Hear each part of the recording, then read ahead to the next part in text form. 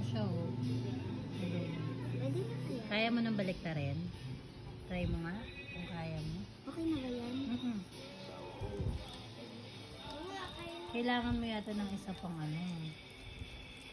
Ayaw. Ako nga. Ikaw nga mag-video. Manginginig-ginig pa naman ako. Okay lang yun. Whoop! Yay! Pangbata.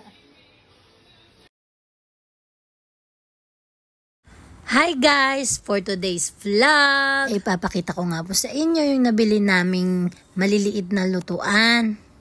Dahil nga itong anak ko ay nagmana yata sa akin, mahilig din siya magluto. Kaya nga nung makita niya ito online, ay agad naman tong pinabili sa amin. Sige kako, dahil naman very good siya sa school, kaya sige, ito na nga ang kanyang reward. Di kuryente nga pala siya guys.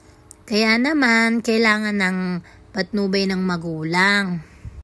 Nakabantay rin ako sa kanya habang nagluluto siya. Syempre, mahirap na, di ba?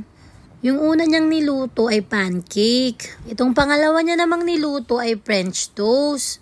Tuwan-tuwa nga siya kasi hindi niya na daw kailangan magpaluto sa akin dahil meron na siyang sariling lutuan.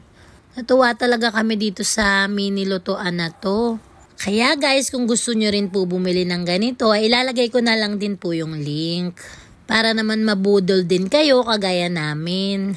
At yun lang po guys. Salamat po sa panonood nyo.